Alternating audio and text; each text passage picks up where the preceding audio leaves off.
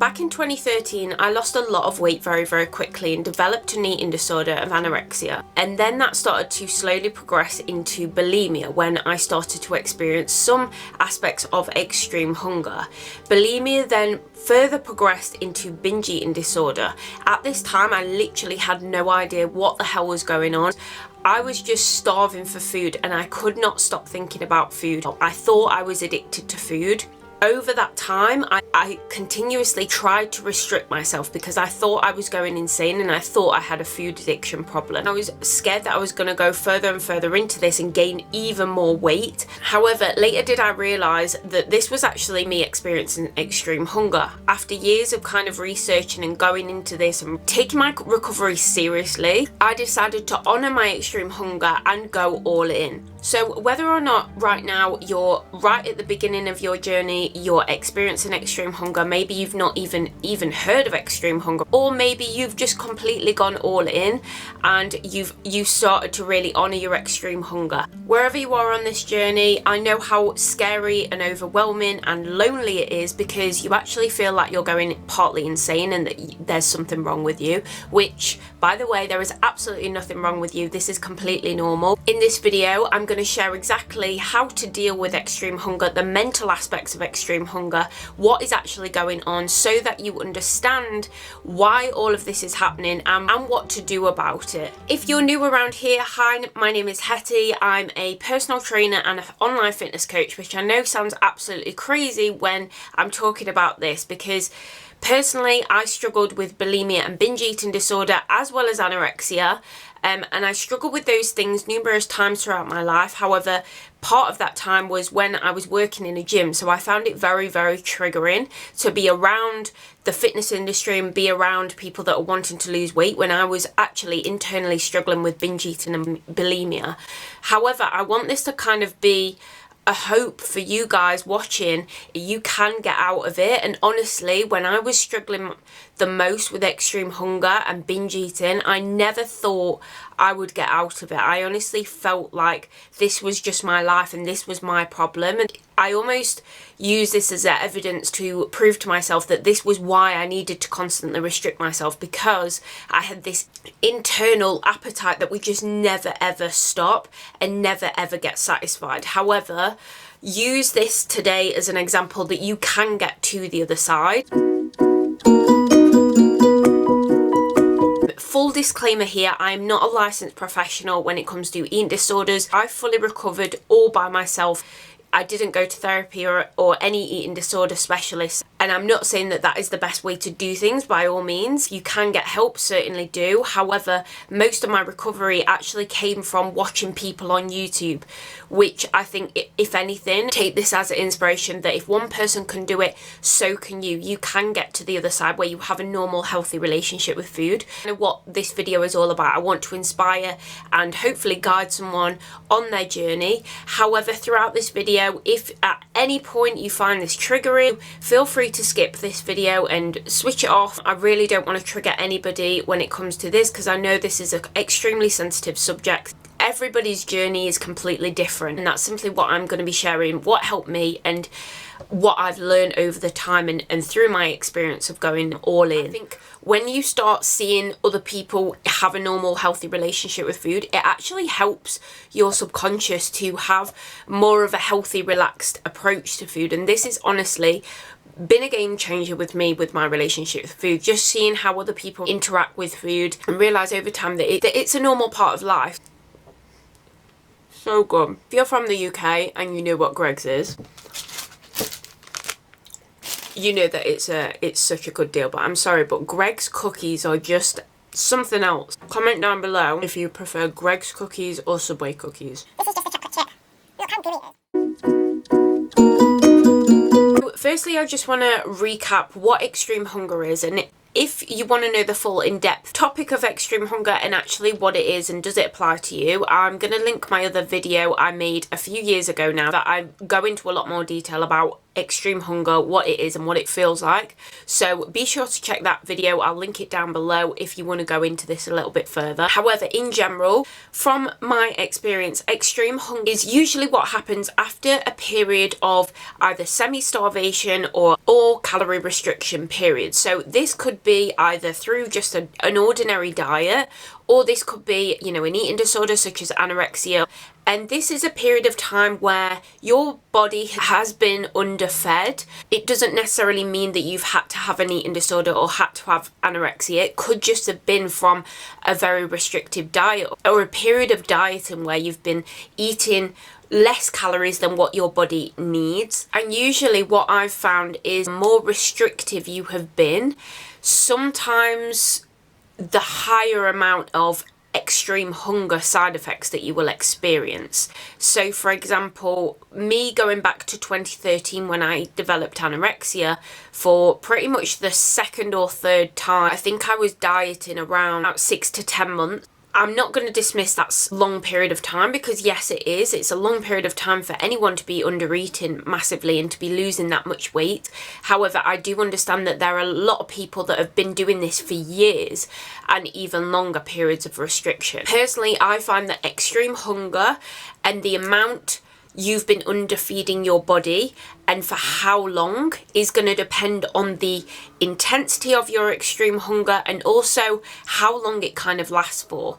However, again, this is very subjective and very different to each individual. So again, I'm not going to say one thing and take it as gospel, because of course everybody is unique and different. And extreme hunger is basically almost like your body is fighting back. It's like, imagine you're holding your breath underwater for a certain period of time. You can only last that length of time for so long until you need to gasp and come up for air. This is how I kind of describe extreme hunger. You suppress your appetite under a level of restriction. So depending on how much you've been under eating, you've been like holding your breath underwater for a length of time. Your body's main role in life is to always keep you alive. That's our body's simple job. Imagine whenever you cross a road, for example, and you see a car, you suddenly move. You don't think about moving quickly, you just do it, because body's natural tendency and adrenaline will get you to move out of the way. Our bodies see severe calorie restriction as a threat to our life. So extreme hunger is simply a reaction to restriction. Over time, our body, it can no longer prolong this any longer, and so it needs to start fighting back. However, before it starts fighting back physically, when I say physically, I mean sending out urges to binge and overeat. Before it does this, you might experience things like intense cravings. You might even start to fantasize about food. When I was struggling, I would literally, like, my search on my Instagram was filled with like those, you know, those food porn accounts that are like filled with food. It was that constantly. I would constantly just want to look and be around food as much as possible. This was my hormones and my brain's way of starting to implement and get me to eat more, because basically my body needed me to eat. It needed me to bring me back up to homeostasis. In order to do that, our brain needs to send out signals to help us find food, help us preoccupy ourselves with food, help us to be around food more. It basically directs all of our attention to food in hopes that we start eating.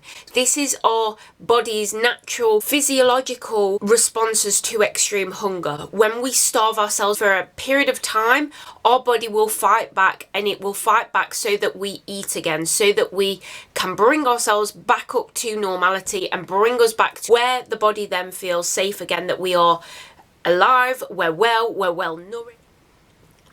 Cookie broke. This is so good.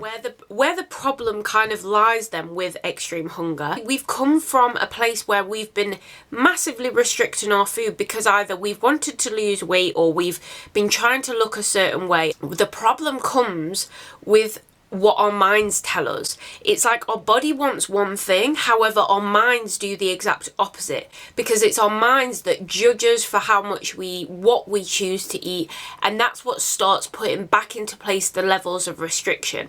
For example, when I was really struggling, I would obviously binge and overeat because I didn't realize it was extreme hunger at this point, and then I would go back to restricting. And the problem with this is you are only perpetuating this cycle and making this cycle last longer. And if I'd have known this sooner, I think I would have recovered a hell of a lot sooner.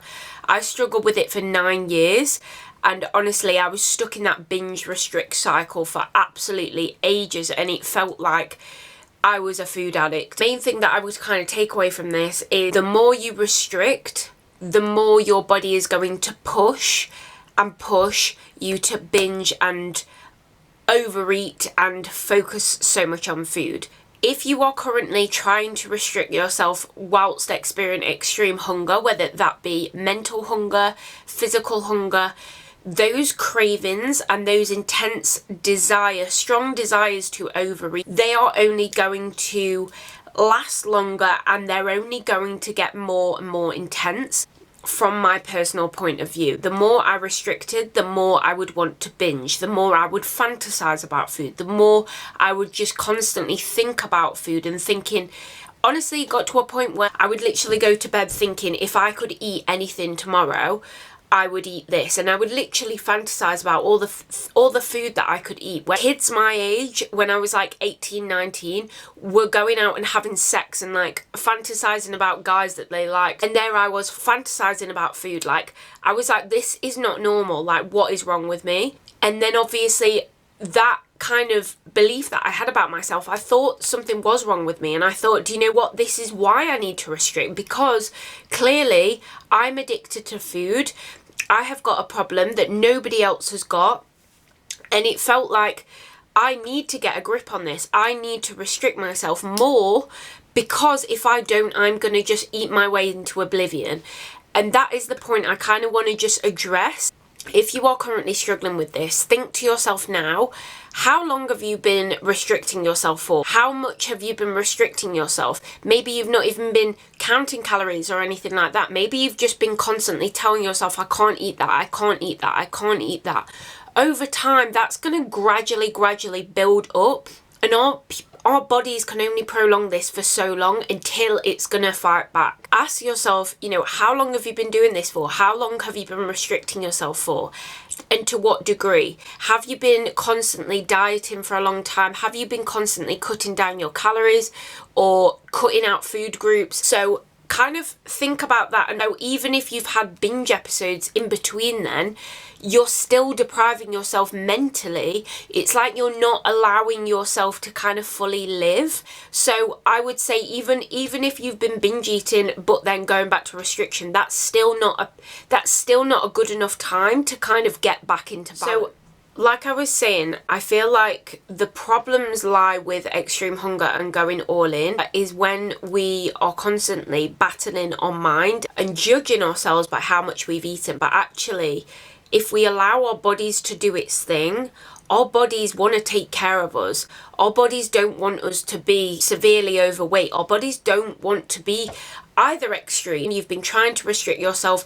However, now your body is trying to get you back to balance, and it can only do that by fighting back. That if you're binge eating regularly or you're fantasizing a lot about food, that is probably a major sign that your body is not happy with where it is, and that it's trying to get you back to balance. The problem lies is that with that constant mental judgment and criticism, and that's going to come from either the eating disorder voice, or it's going to come from the restrictive voice. And of course it's going to feel very strange, because we don't want to feel out of control around food, and it does feel like you are out of control. It's like every single second, I remember every single second of the day, I was thinking about what my next meal was going to be, planning what shops to go to and what foods to buy. But it's that judgmental voice that's going to tell you this is wrong, you're eating way too much, this isn't normal, you're addicted to food, you're going to be addicted to sugar. So what do you do when you're experiencing extreme hunger and you literally can't stop thinking about food? You feel like you're going insane. Maybe even you have some comments passed to you by other people and who maybe make a comment about your weight or how much you've eaten. This can be really, really hard within the journey because nobody else really gets it unless you've come from that place of severe restriction. I'm not telling anyone to do anything. This is obviously just my personal experience, and, you know, take it with a pinch of salt. If it doesn't resonate, please just, you know, do what serves you. I just got to the place where I was like, I need to recover from this because I cannot deal with this feeling anymore. It wasn't even just the physical aspects of weight gain and then weight loss and weight gain. It was the mental chatter that was constantly going on in my brain, like, which made having a relationship very difficult. It meant doing anything very, very difficult. Going out for food with friends and family, it was like I wasn't even there for them. I was there for the food. I was thinking about what food we was going to eat. Got to a place where if the risk of weight gain was there, I would rather take that than have this constant mental chatter. I wanted to know what my hobbies were, what kind of a person was I, what kind of things would I do if I wasn't stuck in this kind of struggle with food. So I made it my goal to recover from this. That came with the risk of weight gain. Like I fully accepted that that could be a possibility. I've actually never been happier with where I'm at now in terms of my, you know, my relationship with food, my relationship with my friends and family, my relationship with myself and my body confidence. Never been in a better place. And I'm saying that not to kind of brag or anything like that, but to kind of give you hope too that this is possible. Because honestly, if you'd have seen me a few years ago, you would have not believed that I was the same person. And maybe you can have a look at some of my previous videos as well from a few years back. You can probably see the slight change in me as well. In order to get through extreme hunger, there really needs to be an aspect of just leaning into it and honouring your body and allow your body to do its thing. It's like there's an element of trust that needs to come from you, because for so long you've been trying to micromanage your body, and so far it's not worked because your body is now fighting back. But what I did when my relationship with food began to change was go all in, and I actually made a video on that. So if you do want to check it out, I will link it down in the description box below. During that time, there was a long period of time where I was eating nothing but sugar, peanut butter, Nutella, chocolate. All I wanted to be that person that ordered a salad, but instead all I was thinking about was the cheesecake and the dessert. So how I personally started this journey, it was very messy. There was no structure to it. I just literally honoured what I was craving, allowing myself to eat those foods. Portion sizes that I wanted were very, very large. I would eat it and kind of be like, oh my god, I could eat that again. Sometimes I allowed myself that, but then other times I would just tell myself, okay, I can have more, but I'm going to wait until my next meal and have, or wait an hour. And I would wait and then I would have more later. What I found started to help me would be a little bit more structured with my meals, so that it could help me feel a little bit more satiated as well. Because I think there is an element of, we need to obviously fuel ourselves and eat so that we feel full and satisfied, whilst also getting the foods that we've been craving for so long. So there was never a point where I'm like, oh my god, I've done it, I've healed my relationship with food. However, it got less and less and less. And I think that's the key point here, that your cravings for certain foods will start to decrease gradually. So I would notice that there were times when at first it was like, I need peanut butter, I need granola, and I need chocolate. And that seemed to come up all of the time. It's like that's all I wanted. And then there got to a point where I could kind of take peanut butter or leave it. It was like, I could have it, I liked it, but I wasn't like, oh my god, I need this. And I think that's where it started to shift, where those cravings for those kinds of foods started to decrease quite a lot. I continued to just honour my hunger and allow myself to eat what I wanted while still fueling myself and were healthy, things like, chicken, protein, carbohydrates, fats, veg, fibre, stuff like that, while still allowing myself to eat, the sugary foods that I was craving as well.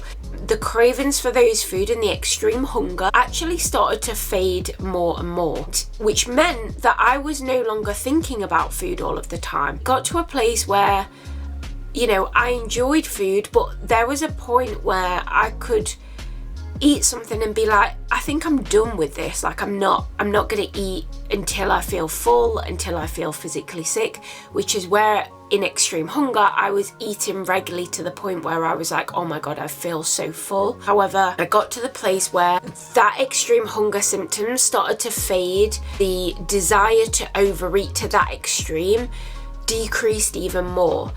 And I got to a place which I guess is where I am now. This is 2 and a bit years on from going all in. I can take or leave chocolate. I've had a cookie today, but I'm not thinking about, oh my God, I need another cookie. When I was struggling with extreme hunger, I would know exactly what was in the house at all times. I could not have things like chocolate in the house without binging on it.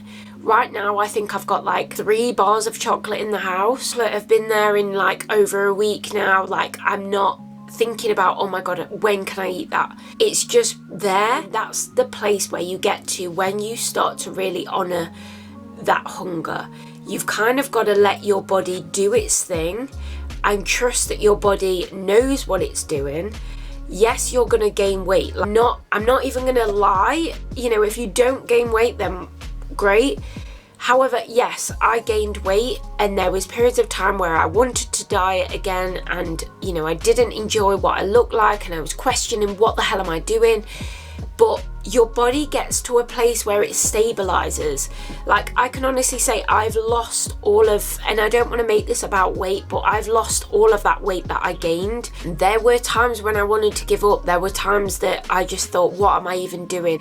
This is not healthy. I thought, am I going to develop type 2 diabetes?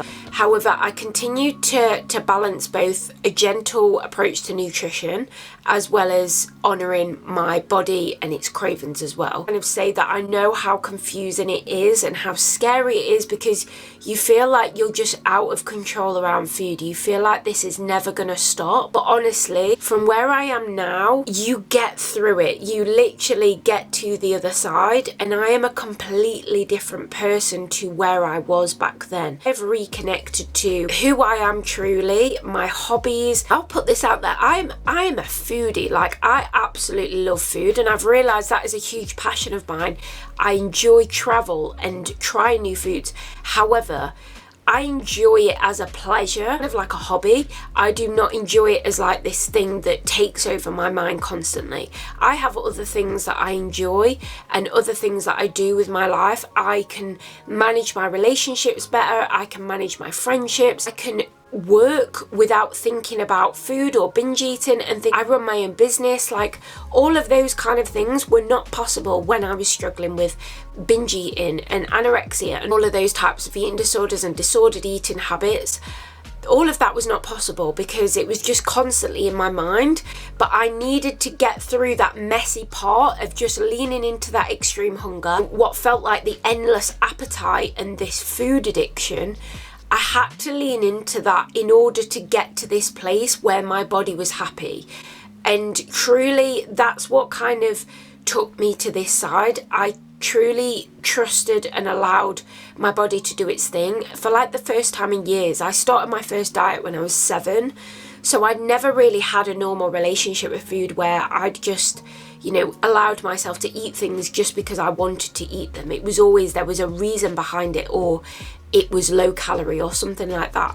So I never fully lived like a normal healthy relationship with food. And I truly just thought, do you know what? This is one time. If it doesn't go well, I'll learn from it, and I'll figure it out. But right now, this is the only option I've got. And that's what I did. I trusted my body that it would do its thing and it would get me to a place where it was balanced and my appetite stabilized. And that is exactly what happened. And in order to get to that place, you have to really lean in and take the uncomfortable action of honouring your hunger, honouring your mental hunger, and trusting that it will figure itself out, it will stabilise.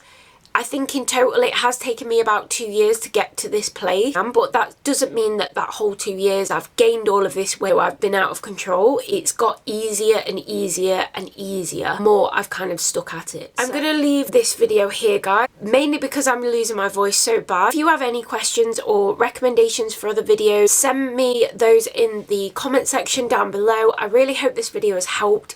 Be sure to like and subscribe to my channel if you would like to see more videos like this.